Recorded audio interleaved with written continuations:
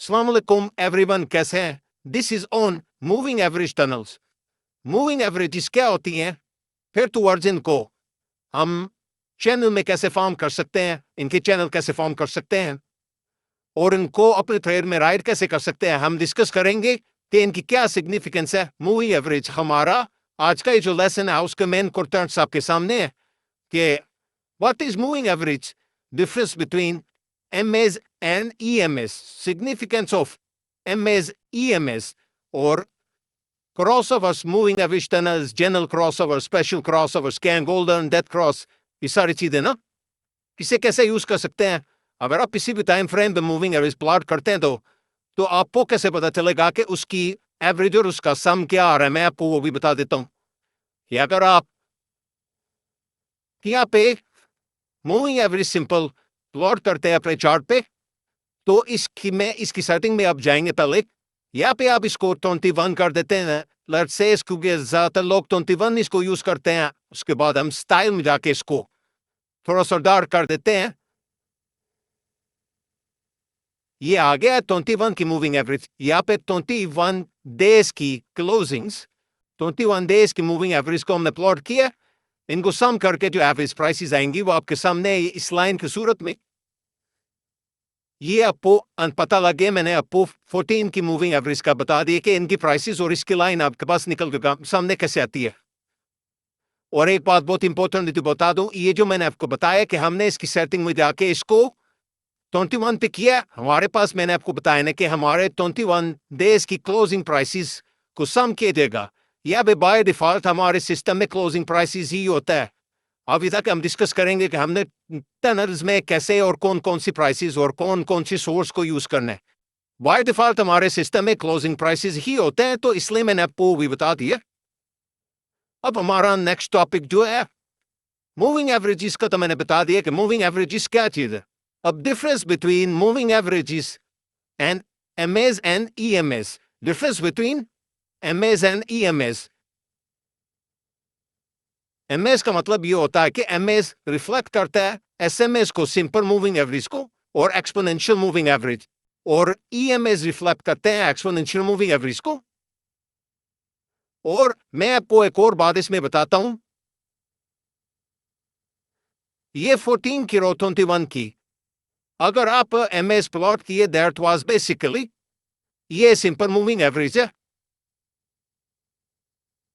और EMS वो होता है जिसमें लेटेस्ट डाटा को ज्यादा वेटेज दी जाती है, ना कि जो प्रीवियस डाटा होता है उसको वेटेज कम दी जाती है। इन दोनों में से हर किसी की अपनी अपनी सिग्निफिकेंस है। अब हम EMS की एग्जांपल देख लेते हैं कि EMS क्या होती है और उनको कैसे ज्यादा वेटेज मिलती है। ये जो हमने पहले प्लॉट की थी, ये हमारे पास से 21 की जो हमने प्लॉट की, ये SMA थी। हमें अभी चाहिए BMA चाहिए EMS, तो हमारे पास मूविंग एवरेज एक्सपोनेंशियल आ गया। तो इसकी भी मैं आपको एग्जांपल लेता हूं कि ये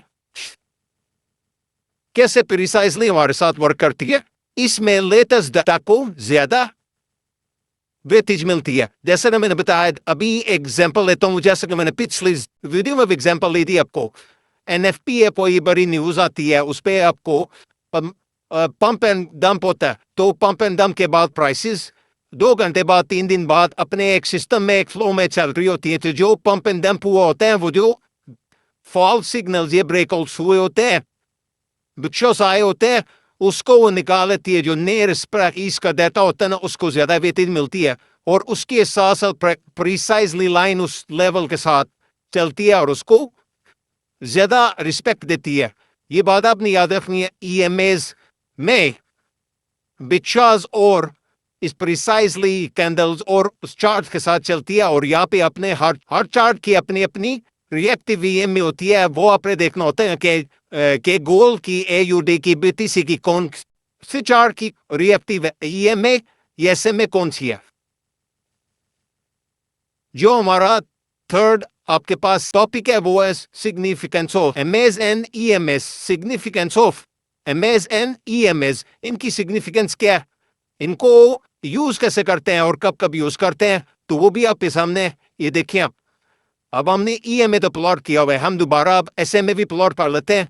ताकि हमें पता लग जाए कि किसकी ज्यादा बेहतरीन है और हमने किसको कैसे यूज करना है। इसको भी हम वो अगर 21 है तो हम इसको कर लेते हैं 50 कर लेते हैं SMA को और इसको हम येलो कर लेते हैं। अब इनकी सिग्निफिकेंस ये होती है कि इनको आपने सपोर्ट एंड रेजिस्टेंस लेवल पर देखना होता है। ये एक सपोर्ट लेवल है आपके सामने, मार्केट की एक सपोर्ट है, मार्केट की सपोर्ट थी, यहाँ पे एक सपोर्ट लेवल है और यहाँ पे इस लाइन से भी मार्केट ने सपोर्ट लिया, इस लाइन से भी सपोर्ट लिया और हमारा ये सिग्निफिकेंस लेवल भी था। तो मार्केट को यहाँ से एक शार्प मूव मिला, यहाँ से एक पुश मिला, यहाँ पे दोबारा टेस्ट करने तो मार्केट को दोबारा उसने बायर्स ने रेजिलियंस दिखाई है और मार्केट को उठा के उन्होंने बाय में बेच दिया। और आपने अब हर पेयर का अपना रिएक्टिव ईएमए देखना है कि हर पेयर का रिएक्टिव ईएमए कौन से, SMA कौन से। और एक और बहुत इंपॉर्टेंट बात वो ये है कि ईएमएस को हम स्मॉलर टाइम फ्रेम पे यूज करते हैं, 1 आवर हो गया, 15 मिनट, 20 मिनट। और यहाँ पे ये जो ईएमए है यहाँ पे आपको आउटपुट ज्यादा 14 यूज होती है, 21 यूज होती है, 30 यूज होती है, 45 और 50। ये सब आप जो भी पेयर का है उसके हिसाब से आप स्कैल्पिंग और इंट्राडे के लिए आप इसको ईएमएस को प्लॉट कर सकते हैं। और क्या कहते हैं एसएमएस जो होती है, एसएमएस होती है लॉन्ग टर्म स्विंग राइड्स करने के लिए, लॉन्ग टर्म चार्ट्स को राइड करने के लिए, जो बहुत बड़े बड़े जिन्होंने अपनी इन्वेस्टमेंट्स करनी होती है 1 साल 2 साल के लिए, 5-10 साल के लिए, वो लॉन्ग टर्म के लिए सिंपल मूविंग एवरेज को देखते हैं जो एसएमएस होती हैं और उनकी आउटपुट्स होती हैं। वो भी आपको बता देता हूं, 50, 100, 200। ये फिर डेली के चार्ट पे जब भी मार्केट अपने इस लेवल पर आई है आपके सामने, एक सपोर्ट का लेवल था, स्ट्रॉन्ग सपोर्ट। मार्केट ने अपने ईएमए अपने एसएमए को टेस्ट किया, एसएमए को टेस्ट करने के बाद यहां से अच्छा बुल्स ने रेजिलियंस और उससे सपोर्ट दी और उसके बाद यहां से केस पुश दोबारा इसके करीब करीब नहीं मार्केट आई। जब भी इस लेवल पर मार्केट आती है तो एक अच्छा इसको बाउंस मिलता है, एक अच्छा पुश मिलता है और मार्केट को एक अच्छी रिजेक्शन मिलती है। बेशक ये बाय में हो या सेल में हो, इसको हमेशा ये अच्छा पुश मिलेगा। या भी आप देखेंगे जब इस ने मार्केट को इसको तोड़ा था, इसको सेलिंग में भी अच्छी अपॉर्चुनिटीज दी है। जब इस दोबारा इसने सपोर्ट लिया, सपोर्ट लेने के बाद इसको बायर्स ने फिर अच्छी ज्यादा रेजिलियंस दिखा के इसको प्राइसेस को ऊपर ले गए। अब एक चीज बहुत जरूरी है, ये बहुत इंपॉर्टेंट है, मैं आपको बताना चाहता हूं, एसएमएस में नॉइज नहीं होता, ये स्मूथनेस को शो करती है और ईएमएस लेटेस्ट डाटा को इनकॉर्पोरेट करती है। आपने अब ये करना है कि आपने 2 moving averages EMS short term के लिए यूज करनी और 2 मूविंग एवरेजेस लॉन्ग टर्म के लिए एसएमएस को यूज करना है और अपने चार्ट प्लॉट करके रखना। अब हम आते हैं अपने नेक्स्ट टॉपिक की तरफ। क्रॉसओवर्स क्या होते हैं? क्रॉसओवर्स में इसको कैसे यूज किया जाता है? क्रॉसओवर्स क्या होते हैं? एक है जनरल क्रॉसओवर। पहले जनरल क्रॉसओवर्स की बात करते हैं कि जनरल क्रॉसओवर्स क्या होते हैं। अब ये हमारे पास ईएमए प्लॉट हुआ है 21 का। अब हम एक और ईएमए प्लॉट करते हैं और इसको हम दे देते हैं आउटपुट 14। ये अपने दोनों को मैंने आउटपुट, एक को मैंने दी है 21 और एक को 14, ये आपने देख लिया। तो अब हमें जनरल क्रॉसओवर क्या होता है, उसकी एग्जांपल क्या है?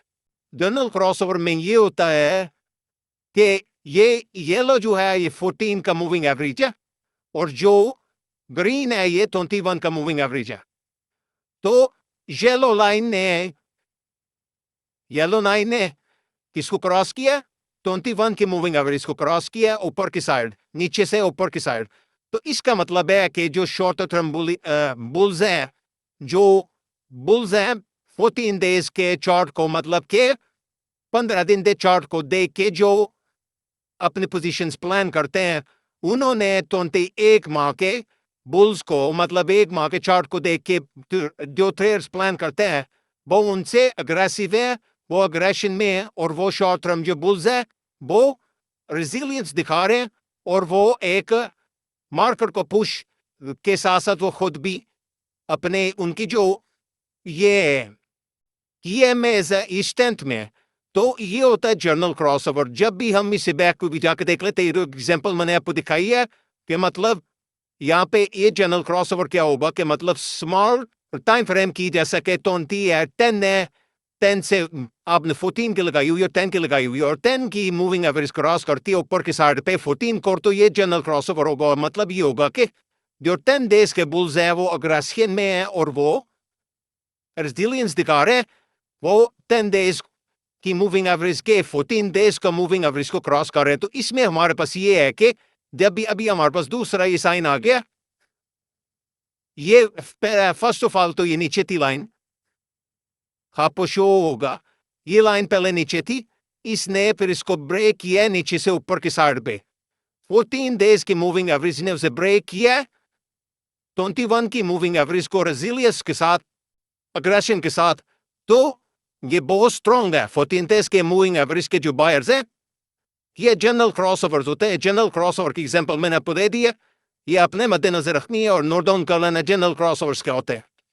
जनरल क्रॉसओवर्स के बाद हमारे पास जो आता है, जनरल क्रॉसओवर तो हमारा हो गया, जनरल क्रॉसओवर तो हमारा हो गया। अब आते हैं स्पेशल क्रॉसओवर्स। स्पेशल क्रॉसओवर्स क्या है?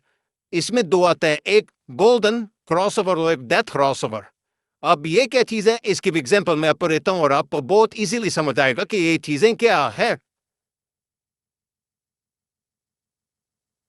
अब तो ये हमने EMAs प्लॉट किए हुए थे ना, इन दोनों को हम डिलीट करते हैं और हमने यहाँ पे प्लॉट करने SMAs, मूविंग एवरेज सिंपल, एक और दो, ये दोनों हमने प्लॉट किए। अभी हमने इसको देना है 50 आउटपुट देने से सोर्स हमने यही रखना है हमेशा जब तक हम अभी सीख रहे हैं। अभी हमने आगे स्ट्रेटजी सीखनी है कि मतलब हमने टनल्स कैसे बनानी और हमने एक प्रिसाइजली हमने अपनी स्ट्रेटजी कैसे डेवलप करनी, वो इसके बाद है। जो हमारे साथ वीडियो में बने रहेंगे वो सीखेंगे कि हमने उसको क्या कहते हैं, राइट कैसे करना है अपनी स्ट्रेटजी को। तो अब इसको हम देते हैं आउटपुट 100। इसका भी स्टाइल थोड़ा सा चेंज कर लेते हैं, इसको मूव करके।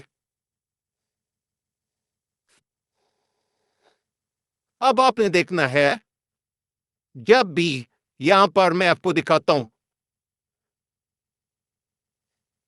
ये आप खुद बताएंगे अब कि यहां पे कौन सा क्रॉसओवर बना है। ये गोल्डन क्रॉसओवर बना है, ये कौन सा गोल्डन क्रॉसओवर। गोल्डन क्रॉसओवर में क्या होता है कि 50 डेज के बायर्स अग्रेशन दिखाते हैं, रेजिलियंस दिखाते हैं और उसे ब्रेक करते हैं अपनी 100 डे की मूविंग एवरेज को। और वो 15 डे, जो 50 डेज के बायर्स हैं वो अग्रेसिव हैं और वो रेजिलियंस दिखा के बाइंग दिखा रहे हैं। ये एक एग्जांपल होगी। हम दूसरी एग्जांपल लिखते हैं।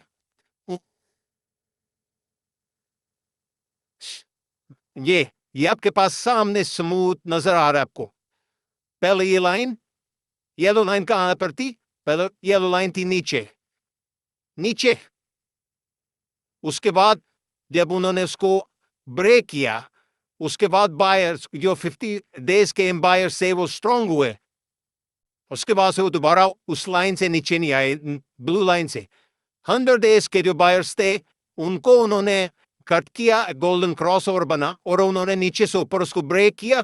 तो ये गोल्डन क्रॉसओवर है, ये अपने जेहन में रखना है। ये बात आपने नोट डाउन कर लेनी कि गोल्डन क्रॉसओवर क्या होता है, जनरल क्रॉसओवर क्या होता है।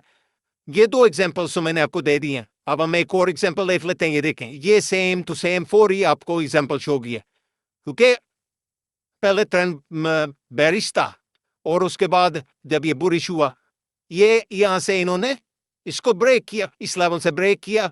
इसके बाद ये दोबारा यहां से फिर ब्रेक किया। ये 3 एग्जांपल्स मैंने आपको दे दिए, एक जनरल क्रॉसओवर की, गोल्डन क्रॉसओवर की। अब हम नेक्स्ट एग्जांपल की तरफ चलते हैं जो है डेथ क्रॉसओवर। डेथ क्रॉसओवर में क्या होगा, आप बताएं, आप सोचें कि डेथ क्रॉसओवर में क्या होता है। ये जो 50 की SMA है, इसको हम आउटपुट देते हैं 200 की।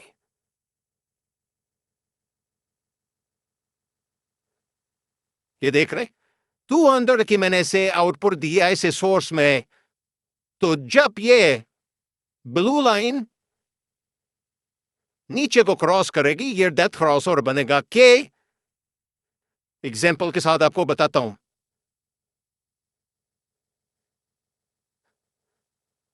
ये देखें, ब्लू लाइन ऊपर ऊपर से जब नीचे को क्रॉस करेगी तो ये डेथ क्रॉस ओवर बनेगा, डेथ क्रॉस ओवर, क्योंकि ये 100 की मूविंग एवरेज है और ये 200 की मूविंग एवरेज है। ये आपको मैंने डेथ क्रॉस ओवर के एक एग्जांपल दे दिया और यहाँ भी है एक और एग्जांपल है। इन्होंने इसको नीचे को ब्रेक किया। डेथ क्रॉस ओवर में सीधे सी एग्जांपल ये है कि 100 डेज के जो बड़ा टाइम फ्रेम होगा, स्मॉलर टाइम फ्रेम होगा, वो बड़े टाइम फ्रेम को क्रॉस करेगा ऊपर से नीचे, तो वो डेथ क्रॉस ओवर बनेगा, डेथ क्रॉस ओवर। ये चीज आपने मद्देनजर रखनी है और उसे नोट डाउन कर लेना। अब हम आते हैं मेन अपनी स्ट्रेटजी की तरफ कि हमारी स्ट्रेटजी जो है उसमें हमने करना क्या है। जो मैंने बताया, हम टनल्स कैसे फाइंड करनी है, tunnels, how to find tunnels, tunnel कैसे फाइंड करनी है। टनल फाइंड करने के लिए हमारे पास जो मूविंग एवरेज टनल्स कैसे फाइंड करनी है, मैंने आपको पहले एक बताया कि पहले रिएक्टिव उसका मूविंग एवरेज देखना है कौन से पेड़ का। चलो मैं आपको एक बता देता हूं कि मैं आपको एक स्ट्रेटजी भी बता देता हूं और एंट्री एग्जिट भी बताऊंगा, और उसके साथ साथ मैं आपको उसका रिएक्टिव मूविंग एवरेज भी बता देता हूं। गोल्ड पे ही हम रहते हैं और गोल्ड में ही मैं आपको मूविंग एवरेज बताता हूं। एक बात याद रखनी है, जो सिंपल मूविंग एवरेज होते हैं इन्हें हमें लॉन्ग टर्म चार्ट्स में यूज करना है। जैसे कि ये 150, 200, ये 1 डे के चार्ट पे आपने लगाना है और long term position, swing right position स्टेयर के लिए हमने बड़े क्या कहते हैं डे के चार्ट्स पे देखना है कि हमने कहां से इसमें डीसीए करना है, कहां से इसमें पोजीशंस और क्वांटिटीज ऐड करनी है। ये तो हो गया, मैंने ऐसे में कब बताती है। अब हम यहाँ पे खोलते हैं ईएमए।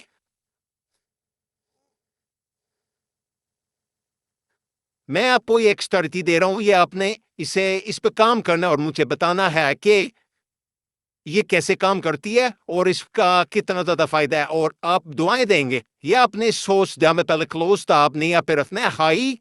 हाई मतलब जो सोर्स पहले क्लोज था, मतलब वो ये होता है कि जब डेली की कैंडल क्लोज होती है तो जो क्लोजिंग प्राइसेस आती हैं वो क्लोजिंग प्राइसेस को सम करके एवरेज जो डाटा निकलता है वो होता है आपको जो एमएस जो भी अपलोड करते हैं, जो भी पीरियड 14 के या 15 के, वो डाटा आपको समझ शो रहता है। यहाँ पे हमने लगाया हाई पर और हम इसको करते हैं, इसको हम ग्रीन कर लेते हैं और इसको हम ये आपको सामने हाई हो गया।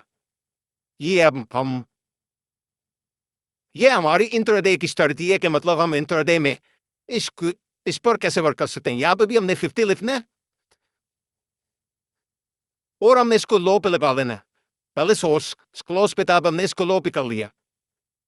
इसको भी ग्रीन कर लेते हैं और इसको भी ये कर लेते हैं। ये बन गई हमारी टनल। आपको नजर आ रहा है? ये पहले तो हम दिल्ली भी देख लेते हैं, दिल्ली भी क्या सीन है। ये टनल का मैं आपको पहले रूल बताता हूं। ये देखे, जब भी हमारी टनल के अंदर आई है तो इसको बायर्स ने रेजिलियंस के साथ ब्रेक और दिए इस टनल के ऊपर। जब भी टच करती है इसको अच्छी हैवी रिजेक्शंस का सामना करना पड़ता है। ये आप चीजें नोट डाउन कर लें जो मैं बोल रहा हूं अभी। इसमें ही मैंने आपको स्ट्रेटजी डेवलप कैसे करनी है सारा कुछ बता देना। ये चीज तो हमारी होगी। ये अब हमें मैंने आपको गोल्ड का रिएक्टिव ईएमए बता दिया। रिएक्टिव ईएमए है, गोल्ड का रिएक्टिव ईएमए 50 की मूविंग एवरेज हमने प्लॉट कर ली है। मूविंग एवरेज प्लॉट कर ली 50 की, और यहाँ पे अब हमने स्मॉलर टाइम फ्रेम पे चलना है तो मैं 1 डे के अकॉर्डिंगली बताया। और हमारा फर्स्ट असूल ये है कि हमने इंट्रीज में कैसे लेनी है। इस लेवल पर आया तो हमारी इंट्री कैसे है। हमारा रूल ये है जो टनल के अंदर जब तक प्राइसेस हैं तो ये हमारा बाय का साइन है। मतलब अगर प्राइसेस उससे ऊपर हैं तो हमारे पास बाय का ही साइन है, तो हमें बाय ही करना है। इस लाइन पे टच करती है, इस टनल के अंदर आती है तो वेल एंड गुड है, अच्छी अपॉर्चुनिटी है, हम उसे बाय करेंगे। और क्या कहते हैं, अगर उसके ऊपर भी टच करती है और अंदर भी आती है तो हम उसे फौरी बाय करेंगे। ये बात आपने याद रखनी है। और इससे नीचे जैसा कि ये कैंडल क्लोज हुई है ना, दूसरी भी कैंडल क्लोज होगी तो हम इसे आउट हो देंगे इस कैंडल से, इस क्या कहते हैं ट्रेड से आउट हो देंगे और हमारा वो एसल हो जाएगा, हम उसे एसल मान के चल लेंगे। जब 2 कैंडल्स इस टनल से नीचे क्लोज हो जाएंगी तो हमने अपने ट्रेड्स को कट कर देना है, क्लोज कर देना और असल ले लेना है। ये बात याद रखनी है। और जब भी मूविंग एवरेज हमारे टनल के ऊपर आकर टच करेगी तो हमने उसे एंट्री लेनी है और हमारा एसएल होगा टनल के नीचे। ये बात आप सुन रहे हैं कि मैं क्या बता रहा हूं कि जब भी मूविंग एवरेज हमारे टनल पे आएगी, मैं आपको पोजीशन बताता हूं कि हम पोजीशंस कैसे ऐड करेंगे। जब भी मार्केट हमारे इस टनल पे आई है, टच पे हमारी एंट्री है और उसके बाद उसको हमने पोजीशन से ऐड ही करते रहना है जब तक मार्केट हमारा टनल को ब्रेक नहीं करेगी। ये हमने अपनी स्ट्रेटजी के साथ लाइन करना है। जब दोबारा टच करने हैं, ये दोबारा हमने पोजीशन ऐड करनी और हमने लो का टनल के नीचे का स्टॉप देना है। और ये देखे कितना अच्छा, ये 2 पोजीशंस मैंने आपको बता दी हैं। यहां से जब ब्रेकआउट होता है, ब्रेकआउट के बाद जब ब्रेकआउट होती है, जब एक रेंज में थी, ब्रेकआउट किया, दूसरी कैंडल क्लोज की, दूसरी कैंडल कह रहा हूं दूसरी कैंडल जब क्लोज हो जाएगी टनल से ऊपर तो आपने टनल के लो का स्टॉप देना है। और ये देखें कितनी बड़ी ट्रेड है, 1:10। और जब भी मार्केट अपने इस लेवल से ऊपर 2 कैंडल क्लोज करेगी अपने टनल से ऊपर, अगर वो क्या कहते हैं पहले रेंज पे थी, तो ये आपके सामने कितनी बड़ी बड़ी ट्रेड्स है।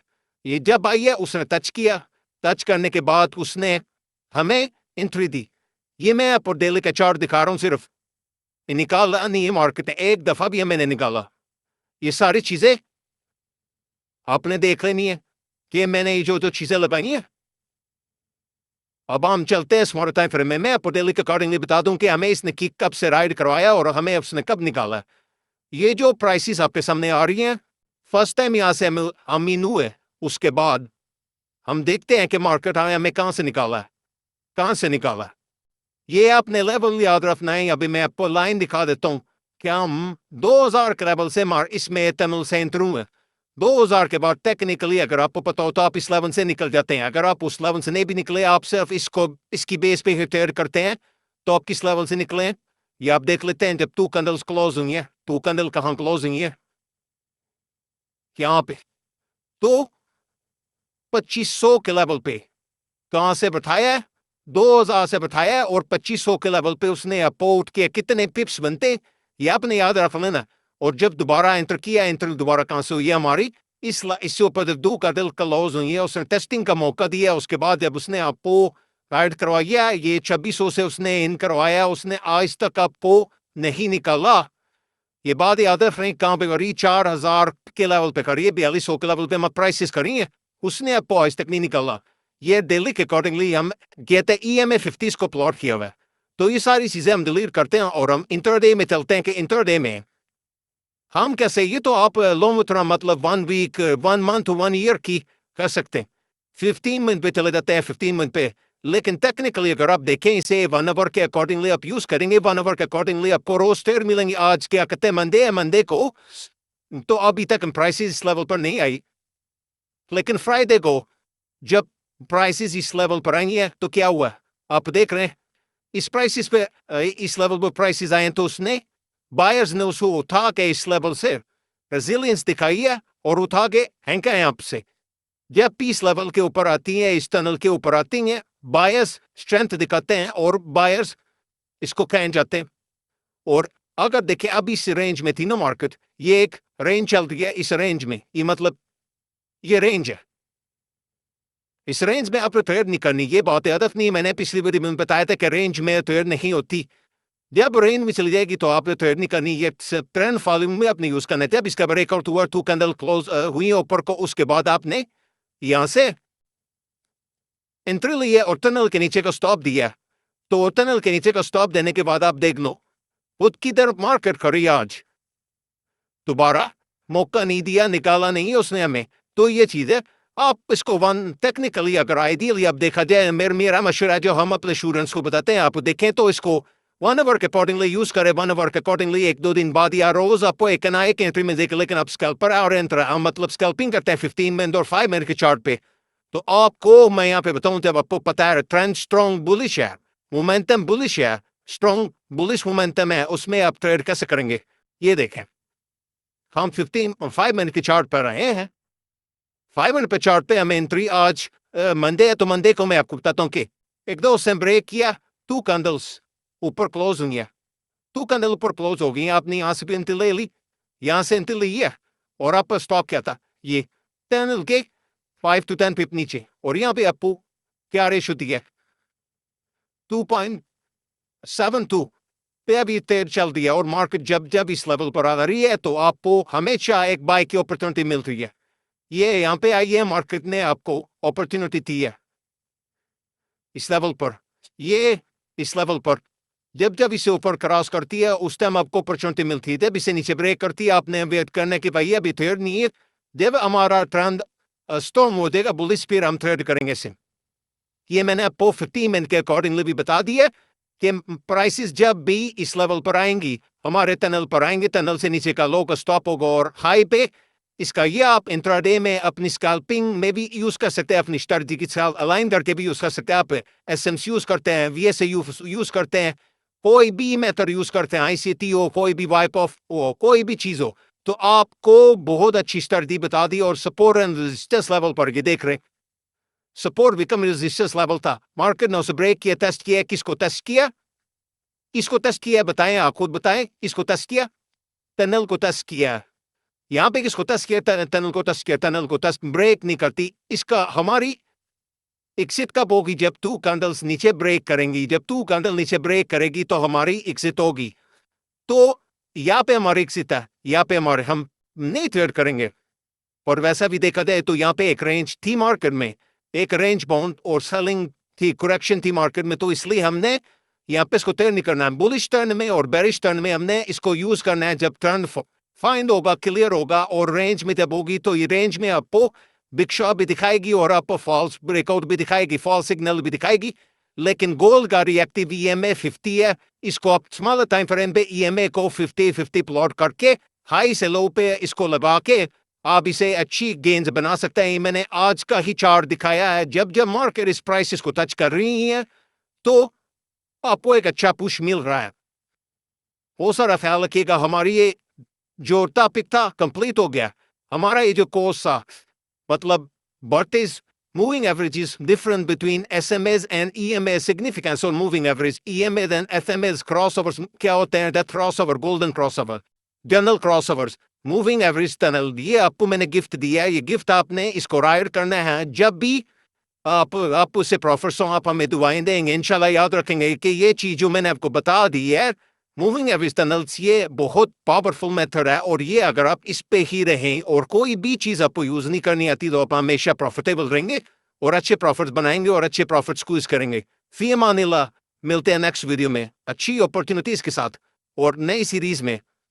बहुत जल्दी ही कुछ ही दिनों में आपके लिए नई सीरीज आ रही है और एडवांस एसएमसी मेथड, ऐसी टी price section, smart money concept आ रहा है।